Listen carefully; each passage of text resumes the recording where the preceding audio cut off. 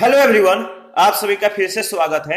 यह घटना चक्र ज्योग्राफी का डिस्कशन है और आज का टॉपिक है हिम रेखा एवं हिमनद। तो चलिए स्टार्ट करते हैं। याद रखिएगा, हिम की निचली सीमा को हिम रेखा कहते हैं। हिम की निचली सीमा को हिम रेखा कहते हैं। अक्षांशों, ऊंचावच, वर्षण की मात्रा, ढाल एवं स्थानीय स्थलाकृति में विभिन्नताओं के कारण हिमालय के अलग अलग हिस्सों में हिम रेखा अलग अलग है, परंतु औसत हिम रेखा की ऊंचाइयां उत्तरी भाग पर 5,500 से 6,000 मीटर और महान हिमालय के दक्षिणी भाग पर 4,500 से 6,000 मीटर पाई जाती है। इसी प्रकार पश्चिमी हिमालय की औसत हिमरेखा 5,800 मीटर तथा पूर्वी हिमालय में 4,300 मीटर पाई जाती है। काराकोरम और अरुणाचल प्रदेश के मध्य हिमालय का लगभग 40,000 वर्ग किलोमीटर क्षेत्र हिमनदों से ढका है, यानी ये बर्फीले क्षेत्र हैं। हिमालय के प्रमुख हिमनद महान हिमालय और परा हिमालय के पर्वतों में विद्यमान है। काराकोरम, लद्दाख और जास्कर श्रेणियों में हिमनद पाए जाते हैं। लघु हिमालय के हिमानी छोटे होते हैं, जबकि पीर पंजाल और धौलाधर श्रेणियों में बड़े हिमनदों के अवशेष मिलते हैं। पीर पंजाल का सबसे बड़ा हिमनद, याद रखिएगा, सोनापानी है, जो लाहौल और स्पीति प्रदेश के चंद्रा घाटी में स्थित है। काराकोरम और महान हिमालय में बड़े आकारों के हिमनद विद्यमान हैं, जिनमें सियाचिन, हिस्पार, बियाफो, बाल्टोरो, ससाइनी प्रमुख है। चौराबाड़ी ग्लेशियर उत्तराखंड के रुद्रप्रयाग जिले में केदारनाथ मंदिर के उत्तर में अवस्थित है। इस ग्लेशियर के दक्षिणी ढलान की दूरी मंदिर से 4 किलोमीटर उत्तर में है। ग्लेशियर के पिघलने के कारण एक झील का यह निर्माण हो गया है, जिसे गांधी सरोवर के नाम से भी जाना जाता है। मिलाम हिमनद उत्तराखंड के कुमाऊं प्रक्षेत्र में अवस्थित मुख्य हिमनद है। इसी हिमनद से शारदा नदी यानी काली गंगा का उद्गम होता है। देखिए नोट है, इसको ध्यान रखिएगा। ग्लेशियर सियाचिन बड़ा या ससाइनी। तो देखिए, उत्तर प्रदेश लोक सेवा आयोग के अनुसार सियाचिन और इलाहाबाद उच्च न्यायालय के अनुसार ससाइनी। ठीक है, आप स्रोत देख सकते हैं। आगे बढ़ते हैं। देखिए, ग्लेशियर की माप के लिए पुस्तकों को कितना उत्तम स्रोत माना जा सकता है, जबकि इनकी लंबाई एवं क्षेत्रफल के लिए वास्तविक सर्वेक्षण आधारित स्रोत उपलब्ध हो। ऐसे स्रोत हैं, आप देख सकते हैं। Record of the geological survey of India volume 63 एवं वर्ल्ड ग्लेशियर इन्वेंटरी, तो आप देख सकते हैं। इसके बाद record of the geological survey of India के अनुसार सियाचिन, इसकी लंबाई 45 मील और ससाइनी की लंबाई 11 मील है। ठीक है, तो देखिए, जियोलॉजिकल सर्वे ऑफ इंडिया के अनुसार ध्रुवों के अतिरिक्त सबसे बड़ा ग्लेशियर फेडचेनको ग्लेशियर है, जो पामीर क्षेत्र में स्थित है, जबकि सियाचिन दूसरा सबसे बड़ा ग्लेशियर है। इंटरनेट पर उपलब्ध लगभग सभी स्रोतों के अनुसार ध्रुवों के अतिरिक्त सबसे बड़ा ग्लेशियर फेडचेनको तथा दूसरा सबसे बड़ा ग्लेशियर सियाचिन है। इस क्रम में ससाइनी का स्थान बहुत पीछे है। वर्ल्ड ग्लेशियर इन्वेंटरी के अनुसार अगर बात करें तो सियाचिन की लंबाई जो है 76.64 किलोमीटर है। इसके बाद इसका जो क्षेत्रफल है, याद रखिएगा, कितना है, 1056.42 वर्ग किलोमीटर। ससाइनी की लंबाई 17.85 किलोमीटर और इसका क्षेत्रफल कितना है, 33.5 या 1 वर्ग किलोमीटर। 33 और इसका है 1056, बहुत अंतर है। तो WGI के अनुसार अगर बात करें तो जेमू एवं गंगोत्री भी ससाइनी से बड़े ग्लेशियर हैं। तो स्पष्ट है कि सर्वेक्षण आधारित स्रोत में सियाचिन एक विशाल ग्लेशियर है तथा ससाइनी का कोई उल्लेखनीय स्थान नहीं है। अतः अभी भी ससाइनी का सियाचिन से बड़ा ग्लेशियर होने का दावा वाद योग्य है। यहां पे आप भारत के प्रमुख हिमनद को देख सकते हैं। तो अपना फिजिकल जो मैप है उठाइए और भारत के प्रमुख हिमनद को अपने मैप में इंडिकेट कीजिए। ये देखिए, ये सियाचिन ग्लेशियर है, ये द्रोंग हिमानी है, यहाँ पे बाल्टोरो ग्लेशियर है, ये बियाफो है, यहाँ पे हिस्पार ग्लेशियर है और इसके बाद यहाँ पे मिलाम ग्लेशियर है, ये है पिंडारी, ये कफनी और यहाँ पे गंगोत्री है, यहाँ पे यमुनोत्री है और यहाँ पे सतोपंथ ग्लेशियर ये, और यहाँ पे जेमू ग्लेशियर है। तो देख लीजिएगा एक बार ताकि आपको अच्छे से रिवीजन हो जाए। भारत के प्रमुख हिमनद, सियाचिन, इसकी स्थिति याद रखिएगा, और लंबाई कितना है? देखिए सियाचिन की जो स्थिति है काराकोरम में है और लंबाई 76.64 किलोमीटर है। बियाफो काराकोरम में है, इसकी लंबाई 60 किलोमीटर है। हिस्पार का स्थिति भी काराकोरम में ही है और इसकी लंबाई 61 किलोमीटर है। बाल्टोरो का स्थिति जो है काराकोरम है और इसकी लंबाई 58, और चोगोलुंगमा ये भी काराकोरम में है और इसकी लंबाई 50 किलोमीटर। खोर्दोजिन ये भी काराकोरम में है और इसकी लंबाई जो है 41 किलोमीटर। रीमो कश्मीर में है, इसकी लंबाई 40 किलोमीटर है। और पुनमा ये भी कश्मीर में है और इसकी लंबाई 27 किलोमीटर है। गंगोत्री उत्तराखंड में है और इसकी लंबाई 26। जेमू सिक्किम और नेपाल और इसकी लंबाई 25 किलोमीटर। ससाइनी काराकोरम में है, इसकी लंबाई 17.85 किलोमीटर। रूपल कश्मीर में है, इसकी लंबाई 16 किलोमीटर। और दियामीर ये भी कश्मीर में है और इसकी लंबाई 11 किलोमीटर है। पहला प्रश्न है, हिमालय में हिमरेखा निम्न के बीच होती है। हिमालय में हिमरेखा निम्न के बीच होती है, तो बताइए इसका सही जवाब क्या है? देखिए इसका सही जवाब है 4300 से 6000 मीटर पूर्व में, यानी ए ऑप्शन। हिमालय में औसत हिमरेखा की ऊंचाइयां उत्तरी भाग पर 5500 से 6000 मीटर और महान हिमालय के दक्षिणी भाग पर 4500 से 6000 मीटर पाई जाती है। इसी प्रकार पश्चिमी हिमालय की औसत हिमरेखा 5800 मीटर तथा पूर्वी हिमालय में 4300 मीटर पाई जाती है। प्रश्न संख्या सेकंड, सियाचिन हिमनद कहां स्थित है? सियाचिन हिमनद कहां स्थित है? तो याद रखिएगा नुब्रा घाटी के उत्तर में। सियाचिन ग्लेशियर हिमनद जो है अक्साई चीन के पश्चिम कह सकते हैं और गिलगिट के पूर्व, लेह के उत्तर तथा नुब्रा घाटी के उत्तर में स्थित है। यह भारत के केंद्र शासित प्रदेश लद्दाख में है। प्रश्न संख्या थर्ड है, निम्न में से कौन सा हिमनद सबसे बड़ा है? निम्न में से कौन सा हिमनद सबसे बड़ा है? याद रखिएगा सियाचिन, ए ऑप्शन।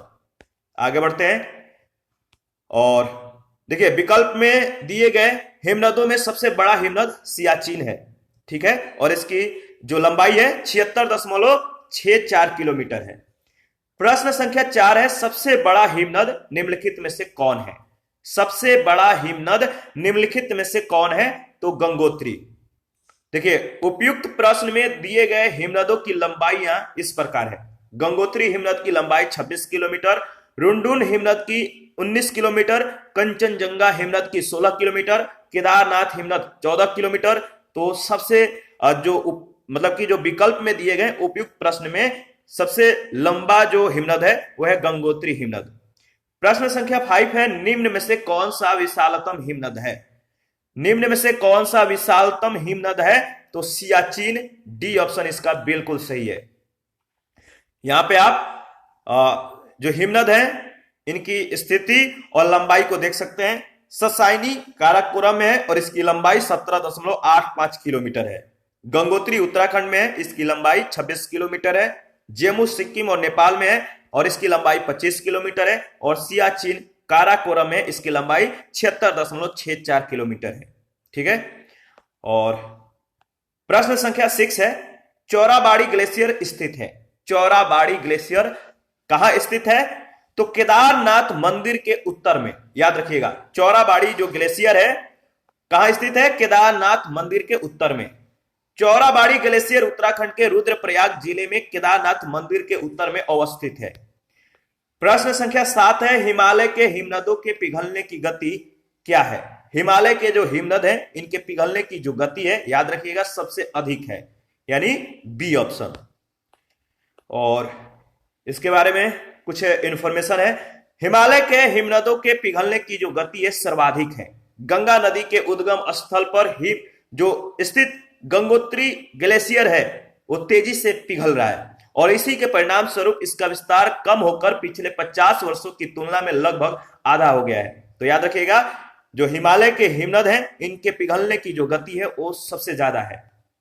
प्रश्न संख्या 8 है, निम्नलिखित हिमनदों में से कौन सा उत्तराखंड के कुमाऊं प्रक्षेत्र में अवस्थित है? बताइए निम्नलिखित हिमनदों में से कौन सा उत्तराखंड के कुमाऊं प्रक्षेत्र में अवस्थित है? याद रखिएगा मिलाम, सी ऑप्शन। मिलाम हिमनद उत्तराखंड के कुमाऊं प्रक्षेत्र में अवस्थित मुख्य हिमनद है। इसी हिमनद से शारदा नदी यानी काली गंगा का उद्गम होता है। प्रश्न संख्या 9 है, निम्नलिखित युग्मों पर विचार कीजिए। एक तरफ हिमनद और दूसरे तरफ नदियां दी गई है। तो देखिए, उपयुक्त में से कौन सा सही युग्म में सुमेलित है आपको बताना है। इसका सही जवाब क्या होगा? तो देखिए, इसका सही जवाब है बंदर पूंछ नदी है यमुना, और 12 सिगरी जो है नदी है चिनाब, और जो सियाचिन है इससे यहां से नुब्रा। यानी पहला, दूसरा और चौथा आपका सही सुमेलित है, यानी ए ऑप्शन। यहां पे आप देख सकते हैं सही सुमेल जो है इस प्रकार है, बंदर पूंछ जो है यहां से यमुना, 12 सिगरी से चेनाब, मिलाम हिमनद से गोरी गंगा, सियाचिन हिमनद से नुब्रा और जेमू से तिस्ता।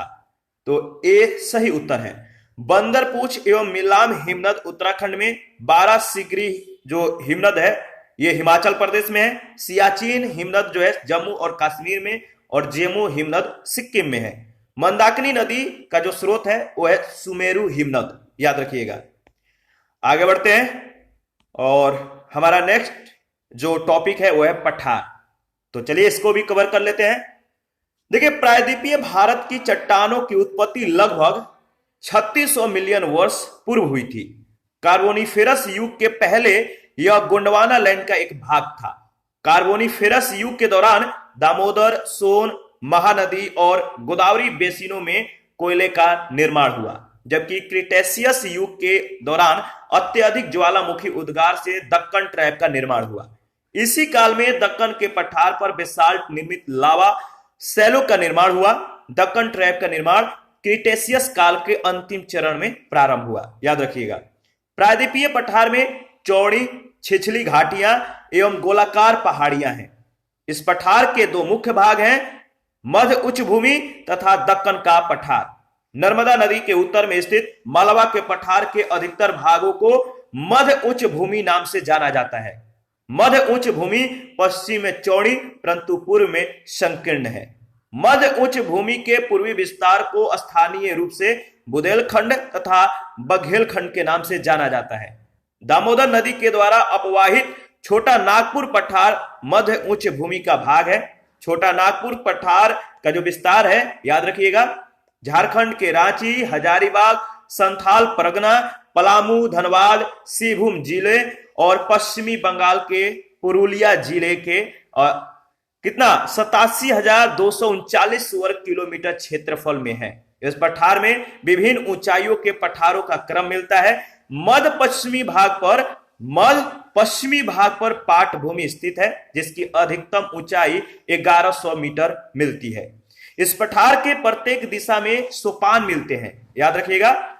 छोटा नागपुर पठार में ढाल जो है तीव्र अस्कार्पों के रूप में पाए जाते हैं, और अतः यह जो एक कह सकते हैं अग्र गंभीर है। मध्य उच्च भूमि क्षेत्र में बहने वाली जो नदियां हैं, चंबल है, सिंध है, बेतवा है तथा केन दक्षिण पश्चिम से उत्तर पूर्व की तरफ बहती है। याद रखिएगा, जो केन नदी है दक्षिण पश्चिम से उत्तर पूर्व की तरफ ये बहती है, और इस प्रकार ये नदियां इस क्षेत्र के ढाल को दर्शाती हैं। मालवा का पठार लगभग 530 किलोमीटर लंबाई एवं 390 किलोमीटर चौड़ाई के साथ प्रायद्वीप के लगभग 1,50,000 वर्ग किलोमीटर क्षेत्र पर विस्तृत है। इसकी जो उत्तरी सीमा है अरावली एवं दक्षिणी सीमा विंध्य श्रेणी और पूर्वी सीमा बुंदेलखंड पठार के द्वारा निर्धारित की जाती है, याद रखिएगा।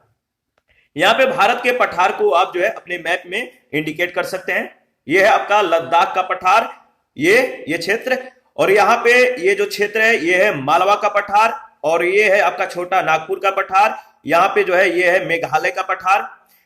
इसके नीचे आइएगा मालवा और छोटा नागपुर पठार से, तो यहाँ पे है महाराष्ट्र का पठार, यहाँ पे है तेलंगाना पठार, और ये है आपका दंडकारण्य का पठार, और यहाँ पे है दक्कन का पठार, और ये है आपका कर्नाटक का पठार। तो याद रखिएगा। और यहाँ पे जो रीजन जो गुजरात में है, और यहाँ पे है काठियावाड़ का रीजन, ध्यान रखिएगा।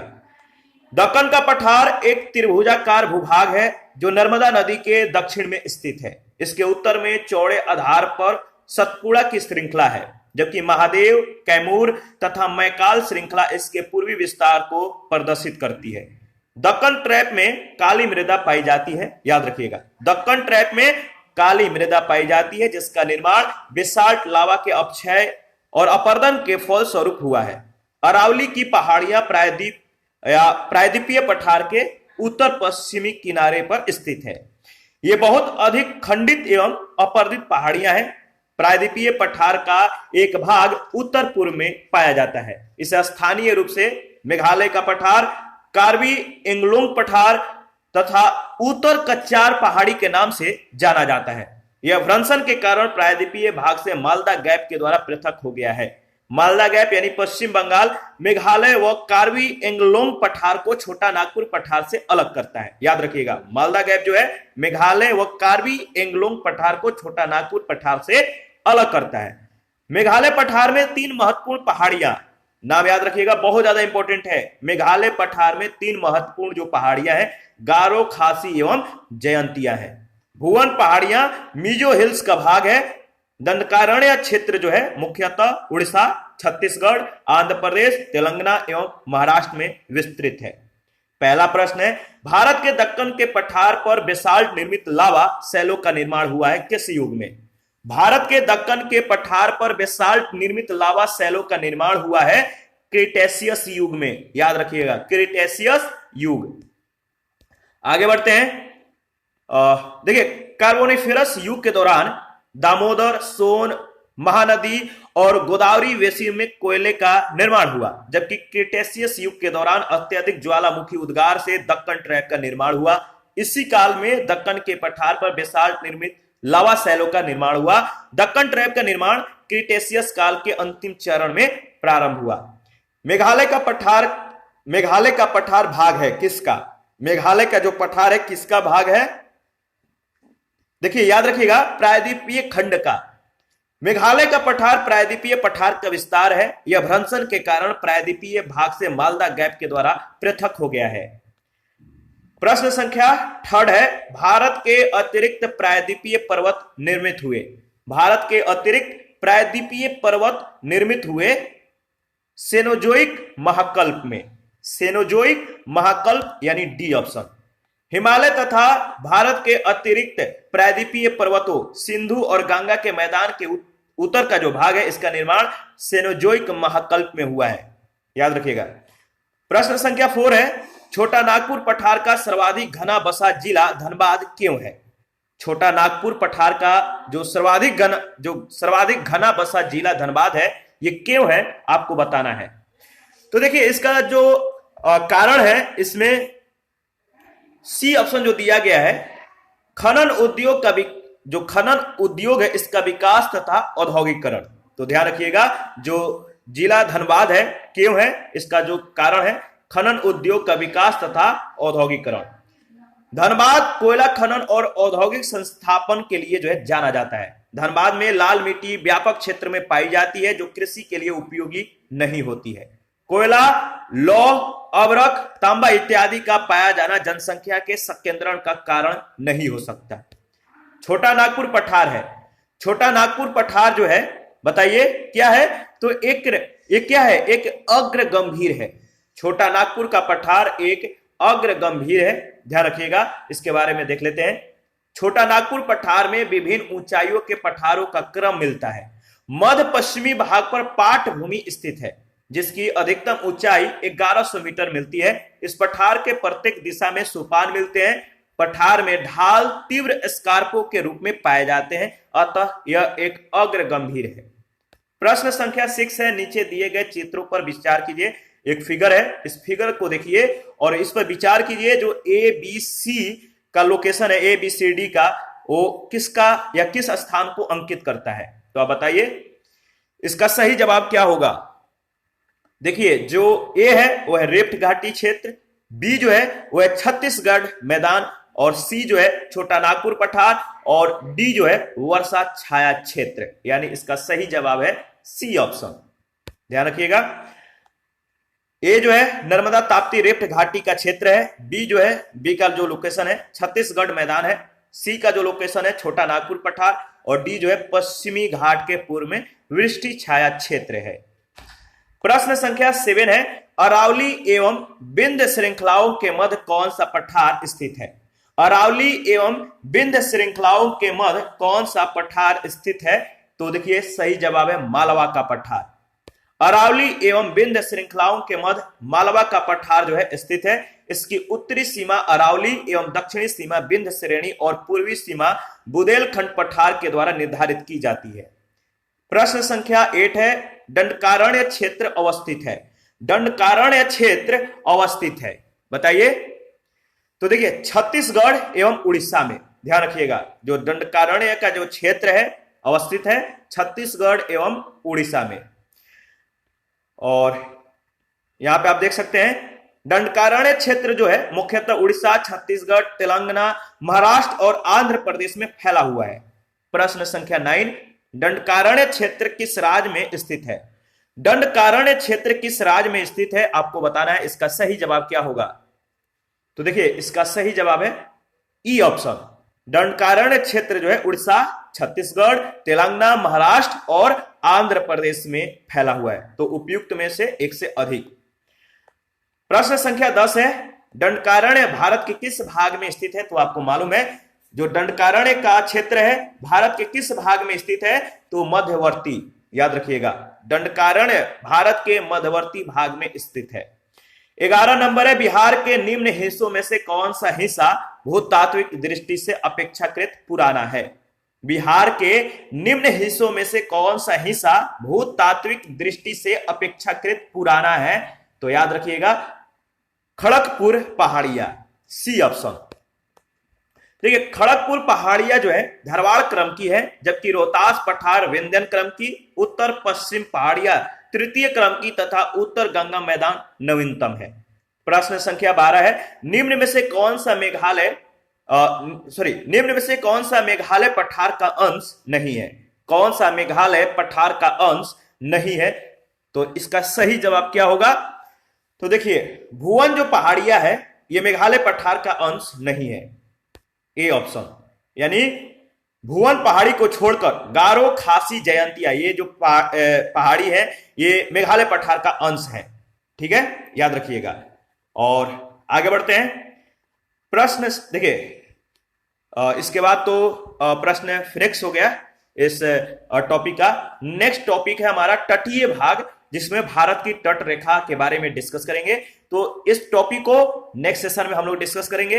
अभी के लिए इतना ही। आप अपना प्रतिक्रिया जरूर दीजिए, आपके प्रतिक्रियाओं का हमें बेसब्री से इंतजार रहता है। और जिन लोगों ने Telegram channel, Telegram quiz group, Facebook page, Instagram को ज्वाइन नहीं किया है तो वीडियो के डिस्क्रिप्शन बॉक्स में उसका लिंक है, आप ज्वाइन कर लीजिएगा। बहुत ज्यादा इंपॉर्टेंट है, रोज क्विज कराए जाते हैं। और यहाँ पे जो ज्योग्राफी है, हिस्ट्री है, यहाँ पे स्टडी करने के बाद, डिस्कस करने के बाद क्विज के रूप में जो है टेलीग्राम चैनल में या टेलीग्राम क्विज ग्रुप में जो है इन सभी को वहां पे रिवीजन किया जाता है। तो आप जो है ज्वाइन कर लीजिएगा। और जिन लोगों को घटना चक्र का पीडीएफ चाहिए आप हमसे ले सकते हैं। थैंक यू, मिलते हैं नेक्स्ट सेशन में।